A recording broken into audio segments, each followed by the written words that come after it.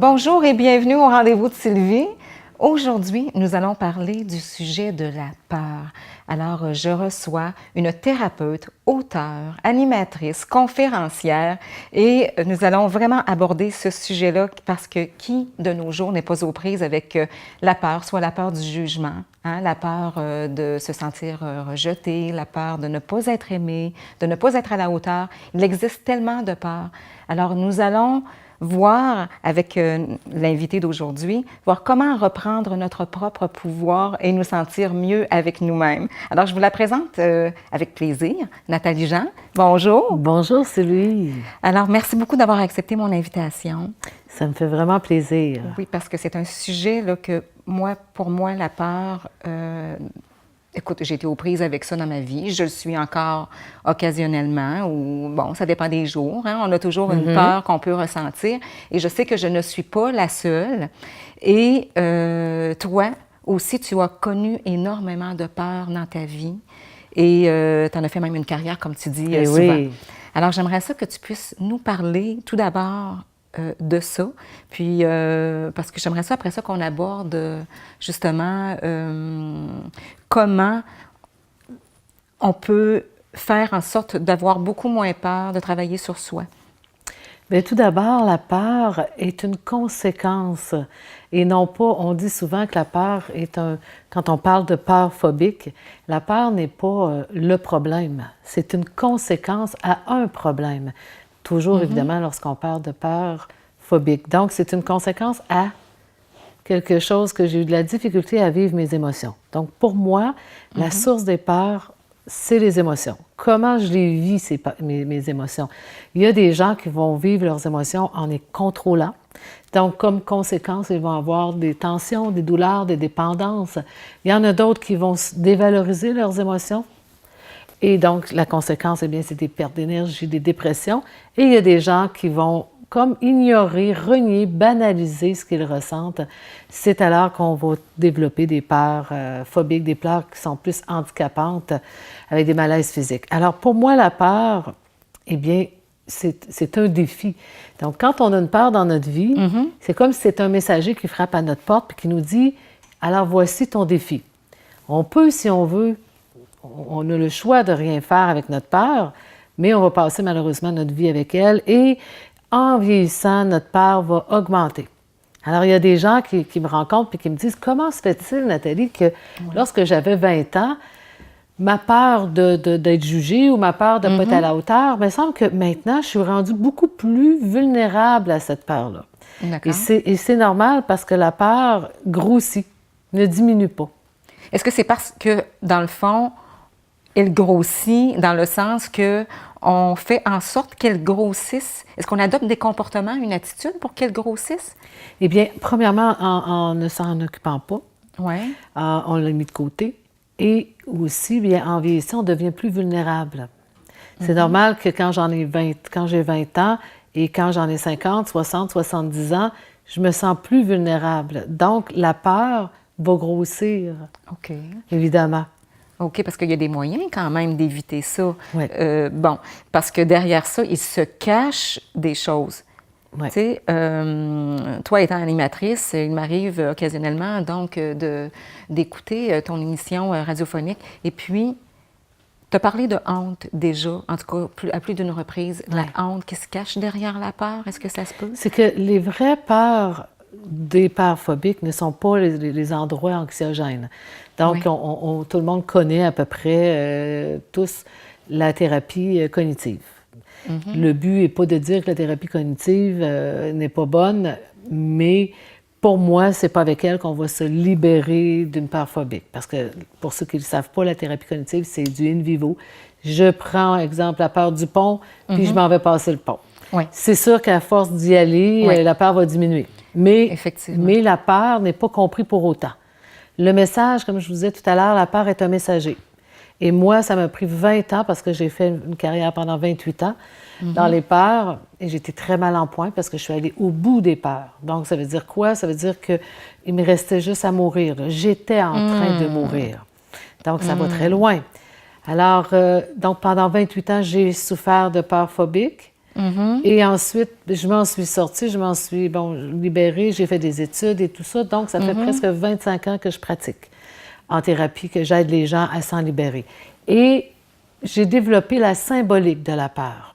Et c'est quoi la symbolique? Oui. C'est très simple, très, très simple pour découvrir c'est quoi ma peur. Parce que si j'ai peur du pont, c'est pas le pont. Si j'ai peur de parler en public, j'ai peur de m'éloigner en voiture, j'ai peur de faire une crise de cœur. D'être coincé, D'être même coincé. dans une voiture, entre autres, en plein trafic, comme en plein on trafic. dit. Ouais. Combien il y a de gens qu'on peut s'imaginer lorsqu'on est dans un bouchon, là, Oui. combien de gens sont en train de paniquer parce qu'ils se disent « Oh mon Dieu, mais qu'est-ce que je vais faire? » Il y en a même qui vont s'imaginer courir, sortir de leur voiture et se mettre à courir. Que se passe-t-il lorsqu'on vit ces peurs-là? Oui. Hein? Est-ce que c'est la peur du trafic? On va l'employer comme tel parce que pour comme mettre un mot, mais la véritable peur, ce n'est pas celle-là. Alors, comment fait-on pour trouver notre peur? Effectivement. Eh bien, c'est simple. Alors, on prend papier-crayon. Oui. La symbolique représente l'endroit. Donc, l'endroit, la chose, parce que ça peut être un objet, ça peut être... Les gens peuvent dire, ben moi, j'ai peur d'un araignée. OK. Hein? Mais un araignée, mais il monte debout sur les tables. Là. Oui. Que ce soit une phobie ou une peur plus grande, on écrit, par exemple, la symbolique. Donc, si je prends l'éloignement en voiture, je prends le bouchon. Ouais. Alors, j'écris bouchon. OK. Et je me pose la question, quelle impression j'ai, non pas la peur, quelle impression j'ai lorsque je suis prise dans le trafic? OK. Quelle impression j'ai lorsque je suis loin de chez moi? Quelle impression j'ai lorsque j'ai une araignée, que je vois une araignée? Mais juste pour qu'on puisse vraiment bien comprendre, c'est que si je suis dans le trafic et que je me sens coincée, est-ce que c'est ça qu'il faut que je note à ce moment-là? Exactement. Donc, je me sens coincée. Hein, ça, c'est important. J'ai l'impression. Oui, parce que j'ai l'impression d'être coincée. J'ai l'impression que j'étouffe. Ouais. Exemple. Exemple. J'ai l'impression de me sentir faible. Oui, on peut avoir la faiblesse, la vulnérabilité. Et c'est d'aller vraiment, pour ceux qui nous écoutent et qui ça intéresse, de se dire, je dois sentir mon impression dans mon corps. Parce que si j'essaie de trouver intellectuellement dans ma tête, on le sait que notre mental, c'est un raconteur d'histoires. Donc, lui, il va nous donner toutes sortes d'exemples, mais qui ne seront pas les bonnes.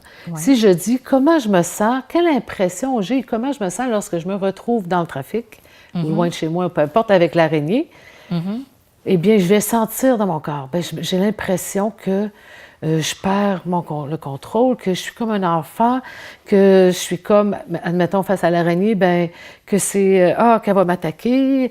Donc, je mets vraiment spontanément tout ce qu'il me vient à l'esprit. Sans que mon mental ait eu le temps de venir pour me raconter une histoire. Alors, j'écris spontanément. En deuxième point, les symptômes.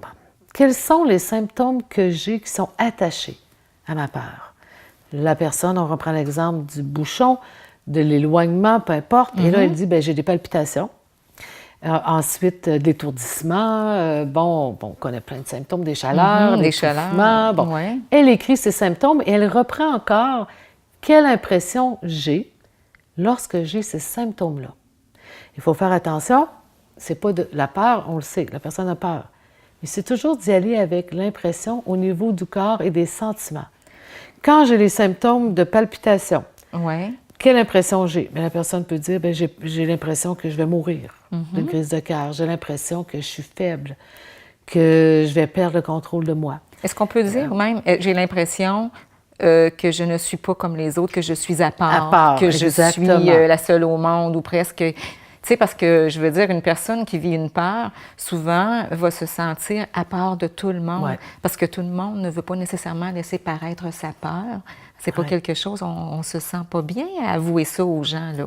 Non, parce que c'est comme honteux. C'est plus facile de dire, bien, je me suis cassé une jambe, j'ai le cancer, que de dire que, et surtout pour les hommes, de dire, bien, je souffre d'angoisse, d'anxiété, de troubles phobiques. C'est comme si on a peur d'être jugé et que les gens nous disent, bien, voyons, franchement, embarque dans ta voiture, puis Oui, parce que la peur Hein? du jugement, parce que si on a peur d'être jugé, on va avoir peur d'être rejeté puis de ne pas être Exactement. aimé. Donc là, on embarque encore dans d'autres peurs, là. Ben oui, c'est une roue. Oui. Donc, les symptômes, en fait, c'est notre corps qui... Le symptôme est toujours attaché à une émotion. Et si j'ai un symptôme, c'est que j'ai tassé mon émotion. D'ailleurs, pour moi, les peurs phobiques, ce sont des contre-émotions. J'ai été tout d'abord contre mon émotion, et là, je suis rendue avec des peurs et des symptômes dans mon corps. Donc, le symptôme est un malaise, mais qui est attaché à une émotion que je n'ai pas sentie. Donc, si je me mets en contact avec le symptôme, Ouais. sans chercher rationnellement qu'est-ce qu'il veut dire, mais que je vais plutôt avec l'impression, puis le senti, le ressenti, bien, mon symptôme va me parler. Je donne mon exemple. Moi, j'avais la peur d'étouffer. C'était énorme, là. Donc, quelle impression j'avais lorsque je me mettais à étouffer? C'est que j'avais l'impression que je n'étais pas entendue. J'avais l'impression que j'étouffais parce que je voulais que les gens comprennent ce que je veux dire. Donc, j'avais mon émotion et le symptôme. Parce qu'il faut toujours se rappeler que lorsque le corps ne ment jamais et lorsque j'ai un symptôme dans mon corps, bien, mon émotion est juste à côté. Et pour être en contact avec mon émotion, je me dois d'être en contact avec l'attention ou le symptôme. Et c'est comme ça qu'on va réussir à trouver La symbolique, oui. la symbolique et à se sentir mieux avec soi. Comme Oui. par exemple, juste pour être sûr qu'on comprenne bien, alors on parlait tantôt de se sentir coincé dans le trafic. Hein? Si on se Oui. sent coincé dans le trafic, par exemple, on va dire, bon, ben, j'ai l'impression que je me sens coincé, j'ai l'impression que je me sens faible, que je me sens... Exact. Comment elle se sent à d'être part coincée des dans le autres. trafic? Oui, mais... La personne peut dire, bien, je me sens vraiment vulnérable. Qu'est-ce qui peut m'arriver? Je vais-tu me mettre à courir partout? Oui. Donc, la personne a peur de peut-être perdre le contrôle et que les autres soient jugés. Parce que pour avoir côtoyé des 1000 personnes dans les peurs, le trafic n'est pas pareil pour tout le monde. Il y en a une, elle peut dire, bien, moi, elle peut être coincée avec l'orgueil. C'est des gens, des fois, qui sont pas capables d'avouer leur tort. Ils ont de la misère à dire, bien, je me suis trompée, Ouais. voici, je suis comme ça. Donc, les gens qui ont cette grande peur-là vont se sentir peut-être coincés. Et coincé aussi, moi, je dirais, de ne pas, dis-moi si ça va, parce que moi, je pense qu'un jour ou l'autre dans ma vie, j'ai eu à vivre des peurs comme tout le monde, et ça m'est déjà arrivé de ne pas me sentir bien nécessairement dans le trafic, OK? Et quand je vivais ça, c'est parce que j'avais l'impression que je ne faisais pas la vie que je voulais vivre. Je ne faisais pas suffisamment ce que je voulais faire. Et c'est sûr que j'avais vécu des épreuves aussi et tout ça, comme à peu près tout le monde en vive. Mais je me questionnais puis je me disais, au fond, dans ma vie, moi, c'est quoi que je veux? Parce que c'est important d'être bien avec soi aussi, Oui. puis de mettre des pas vers quoi on veut faire dans la vie, parce que sinon, c'est une souffrance. Oui. Hein? Puis je pense qu'on va aborder aussi ce sujet-là parce qu'il y a beaucoup de gens, je suis certaine, qui rêveraient de faire des choses dans leur vie, et soit un métier, mon Dieu... Une passion. Une passion, être en couple alors qu'ils sont célibataires, ou peu importe, puis bon. Mais c'est pas toujours facile, justement, de mettre des pas. Il y en a qui ont des obligations, ils ont des familles, ils ont des enfants, ils veulent garder ce qu'ils ont bâti, que ce soit une maison. Alors, côté monétaire, de dire, ben moi, il faut que je retourne aux études pour faire ce que je veux faire. C'est pas toujours évident de se trouver, du temps, puis de se trouver l'argent pour les suivre, Exactement. ces formations-là, mais aussi pour mettre les actions. Hein. Les gens, ils travaillent, ils deviennent plus fatigués. Donc, c'est pas toujours évident. Mais c'est quand même important de trouver des moyens, quitte à y aller tranquillement, quitte à le faire sur 10 ans, 5 ans, peu importe, Oui, tout à fait. pour pouvoir y parvenir puis être vraiment dans un état de mieux-être avec soi. Oui.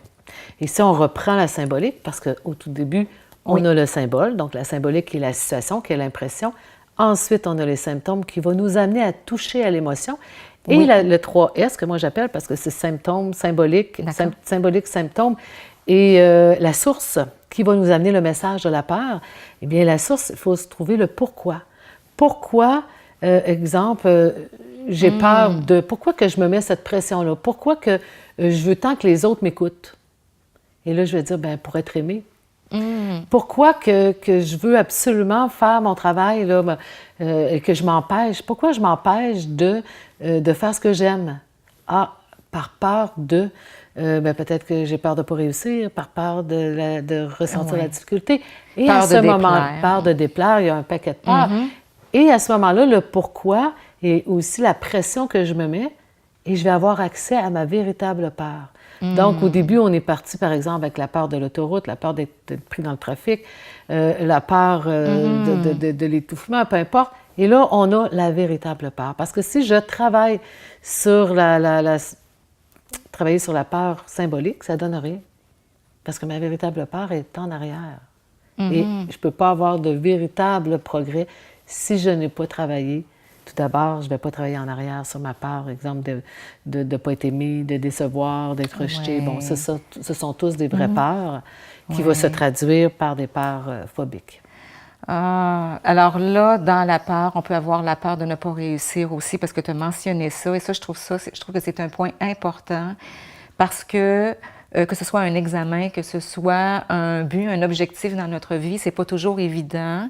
On a peur qu'on n'y parvienne pas, et on a tellement peur que souvent, on va se priver de le faire, et ça peut prendre des années. Ouais. Et au fond, c'est que si on ne le fait pas, on souffre encore plus de ne pas le faire. Donc, on a peur, on a des défis à mettre, mais on a peur de cet échec-là. Parce que l'échec, ça fait mal, Nathalie. Oui, Non? bien, pour moi, l'échec, ça représente une difficulté et un apprentissage. Pour moi, ma vie, si je regarde en arrière, j'ai aucun échec. J'ai eu des difficultés, mais ces difficultés-là, il y a toujours un professeur qui me tape sur l'épaule et qui me dit « Nathalie, viens, tu as quelque chose à apprendre. Oui. » Bon, je me dis, bon, encore. Des fois, le prof se présente plus souvent qu'à son tour, puis là, on se dit pas encore lui. Et oui, mais c'est parce que j'ai des apprentissages à faire. Fait que pour moi, il n'y a aucun échec. Parce que sinon, ma vie serait un échec. Je me suis mariée 2 fois. Donc, je me dirais, bon, ben, un échec. Si on change d'emploi, bon, ben, c'est encore un échec. Donc, c'est des apprentissages pour moi. Alors, moi, avec ça, je suis bien parce que allons apprendre. Et tout sert à notre évolution, on s'entend? Oui. Hein? Parce que c'est vrai qu'on apprend beaucoup à travers les épreuves, à travers, comme tu dis, les limites, les échecs, peu importe.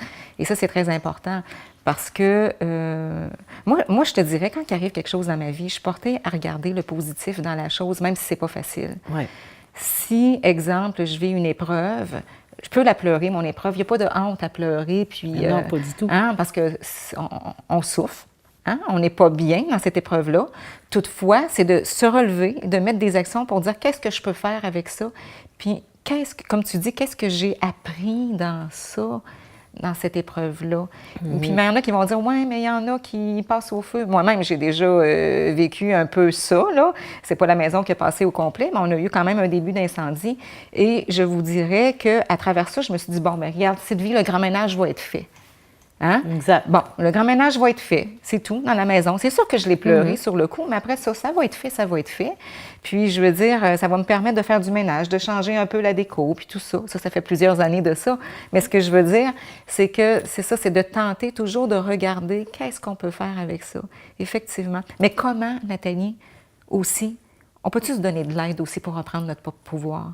Tu sais, je veux dire, vivre le moment présent, là. Mais oui, C'est ça. Parce que, bon, tout est dans l'attitude. Oui. C'est notre attitude qui va faire vraiment la différence. Oui. Si les choses qui m'arrivent, je les vois comme très, très, très négatives, puis je me mets victime, je perds mon pouvoir. Reprendre son pouvoir, c'est se responsabiliser tout d'abord. Oui. Et non pas se dire qu'on est coupable de ce qui nous arrive. Il y a une différence entre la responsabilité et la culpabilité. Si je veux être maître de ma vie, je dois me responsabiliser par rapport à ce que je vis. Et non me dire que je suis coupable, mais de me dire, si je vis ça, si je vis telle situation, c'est parce que j'en ai besoin. Et même si les gens disent, hey, oui, mais comment on peut dire ça? J'ai perdu mon fils, j'ai perdu ci. Oui, mais de toute façon, l'acceptation n'est pas d'accepter les situations, c'est d'accepter comment ça me fait sentir. Okay. Qu'est-ce que la situation me fait sentir? Alors, je dois accepter d'aller le ressentir. Et non pas, j'accepte de m'avoir fait violer, j'accepte d'avoir été battue. Il n'y a personne qui va accepter ça. Okay. Mais se responsabiliser, c'est tout de suite, je prends l'entière responsabilité de vivre, de ce que je vis pour être au volant de ma vie. Donc, j'accepte ce que je n'accepte pas, au fond. Exact. Donc, j'accepte les émotions qui viennent avec ça. Et maintenant, on regarde les actions, qu'est-ce qu'on peut faire justement pour sortir de cette épreuve-là. J'ai rencontré quelqu'un dernièrement Oui. à mon émission qui m'a dit quelque chose que j'ai adoré. Oui. Et lui, il se mettait victime et tout ça. Puis à un moment donné, il s'est dit, il avait rencontré quelqu'un qui lui a dit, écoute, ce qui t'arrive, là, ça t'arrive pour toi. Et moi, j'ai aimé. Oui.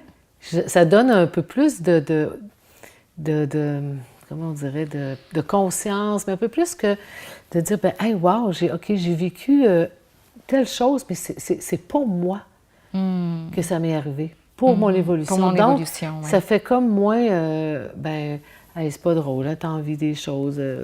Non, ça fait comme Et ça fait la personne que l'on est, que l'on devient, hein? Parce qu'on se colle vraiment à cette vulnérabilité-là qu'on a, mais c'est de ne pas avoir honte de cette vulnérabilité-là. C'est pour ça que quand tu parlais tout à l'heure, il y a des peurs qui existent comme de parler en public. Donc, c'est normal, on a peur d'être jugé, tout ça. On ne peut pas dire que c'est anormal, on est comme tout le monde ressent une peur.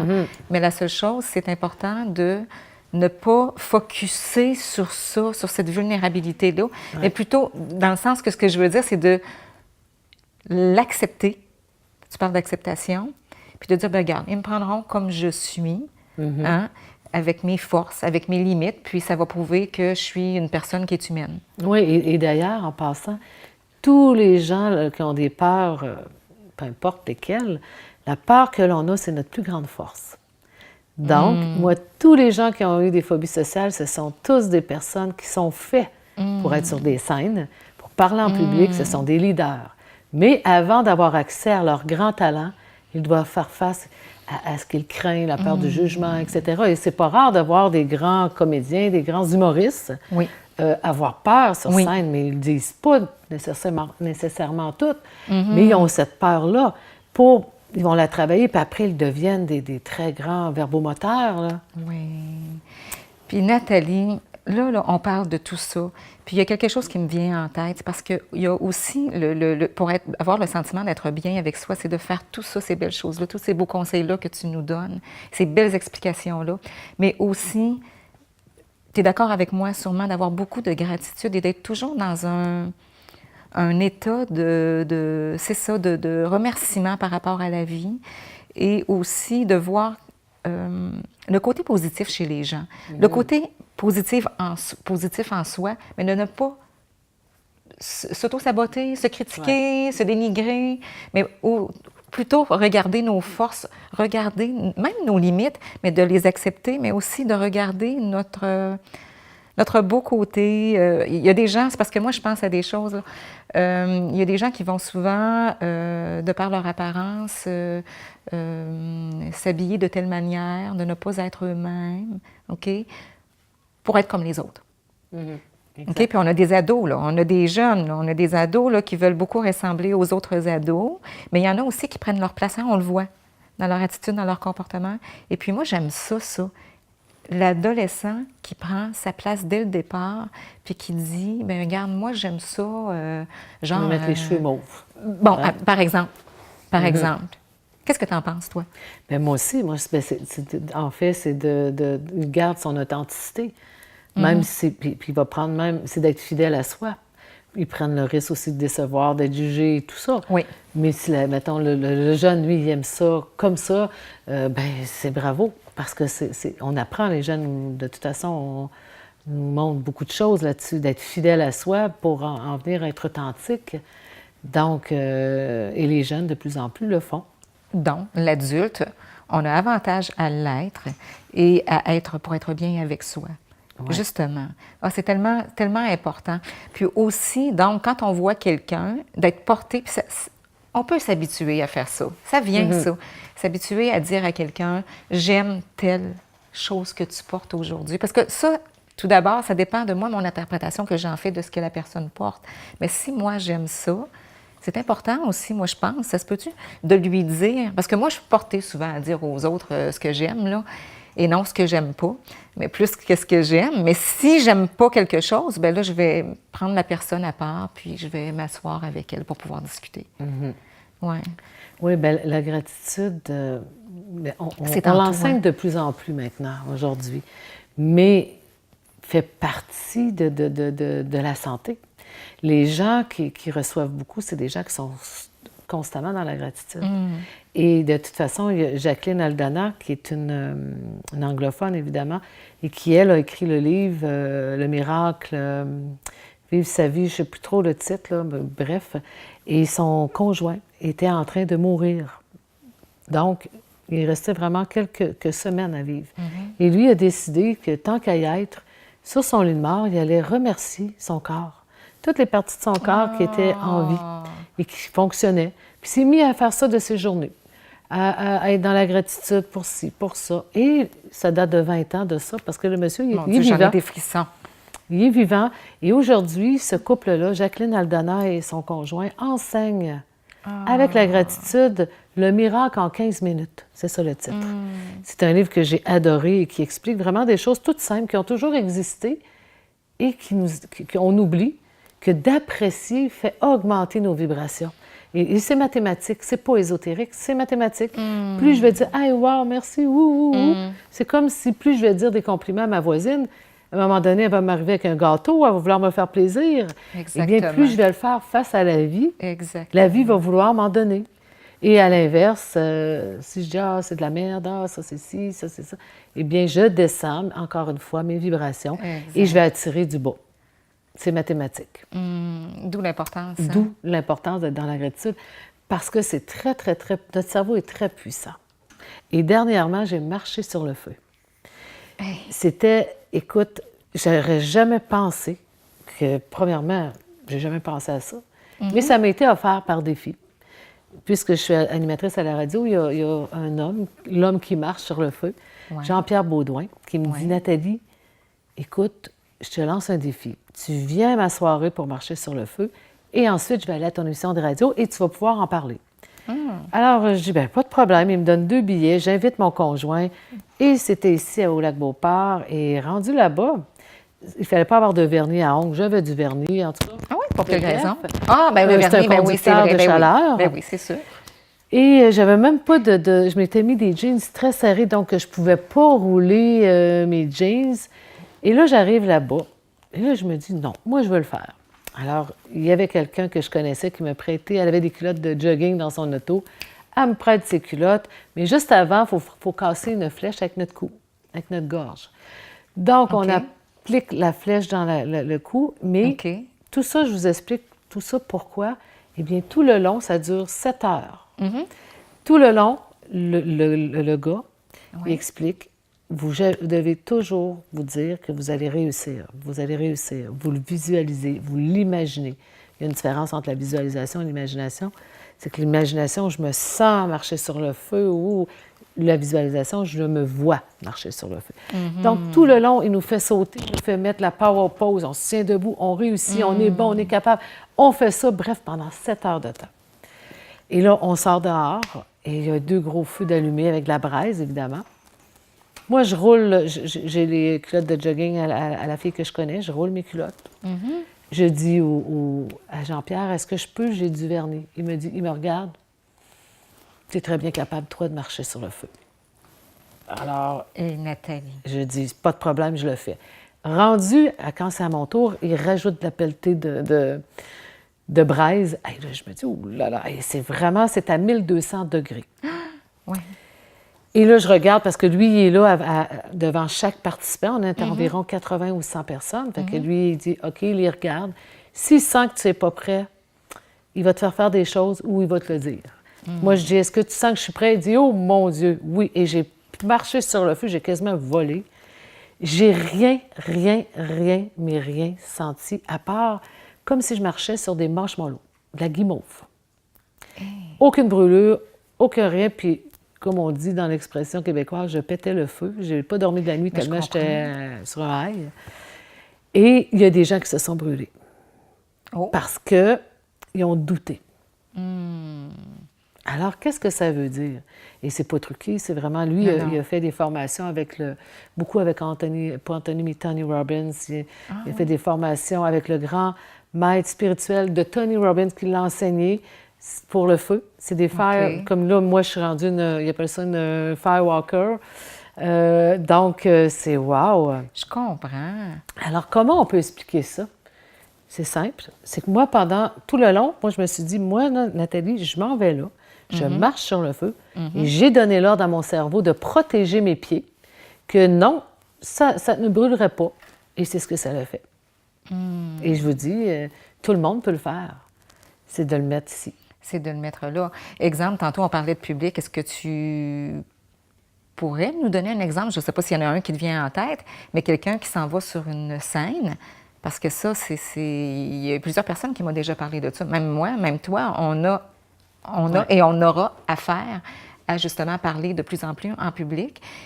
As-tu un truc, justement, juste avant? Parce que moi, je trouve que la visualisation, c'est très important, comme tu disais, l'imagination, la visualisation.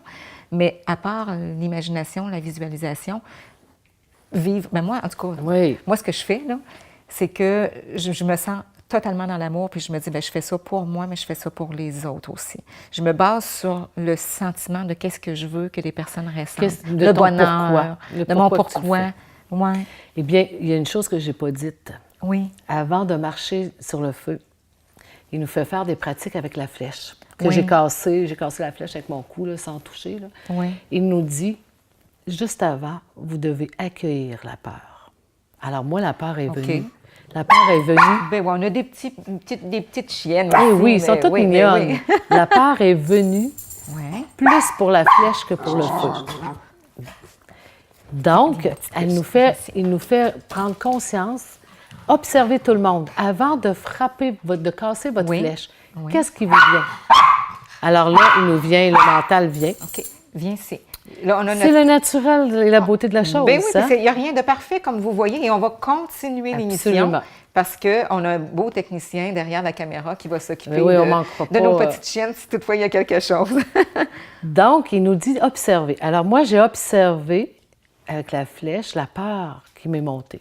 Okay. Premièrement, on est plein de gens et tout le monde nous regarde. Bien sûr. On passe un en arrière de l'autre. Okay. Et là, moi, j'avais 2 de mes clientes qui étaient là-bas. Et là, c'est comme si mon mental, il me disait, bien là, Nathalie, si tu n'es pas capable de casser la flèche, ça veut dire que tu n'es pas bonne. Puis là, alors là, moi, j'écoutais Et là, lui nous disait, accueillez-le dans votre corps, mais par observation. De pas, si j'observe, d'ailleurs, l'outil la plus grande de guérison et de transformation, c'est l'outil de l'observation. Si je veux me transformer rapidement, j'observe. Et j'observe ce que je ressens, ce que je pense.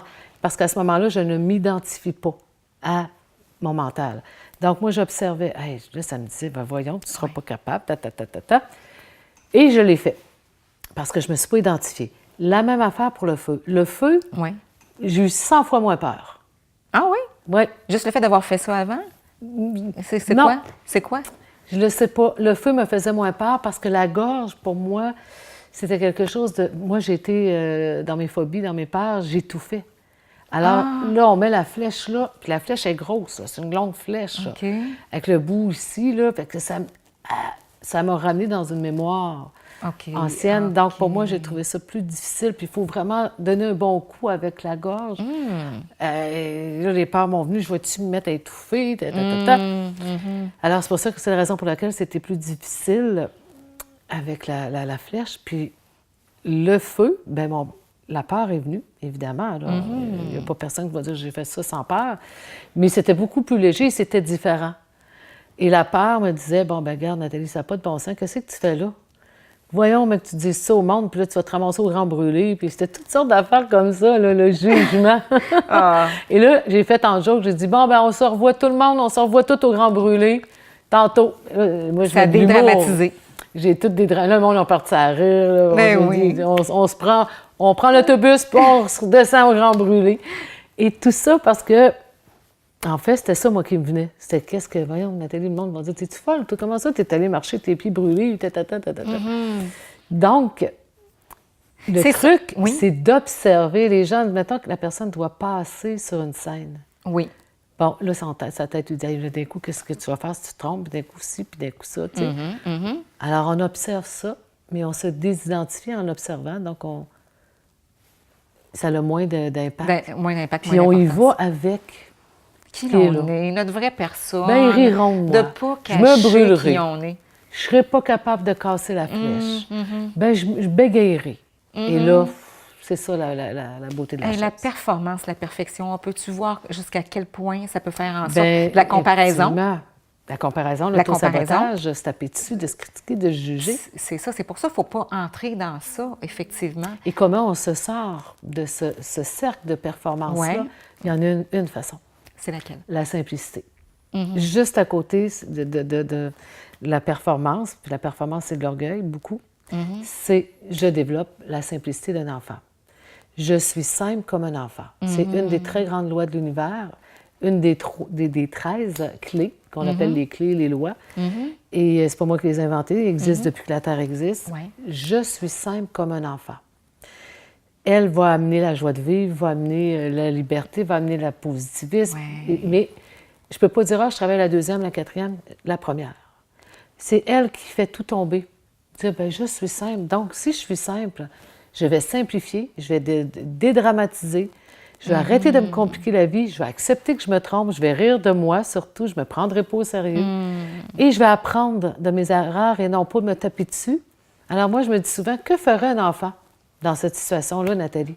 Lorsque je suis à la radio et que je me mets à bégayer parce que je suis en admiration devant la personne que j'accueille, bien, l'enfant rirait. C'est vrai. Hein?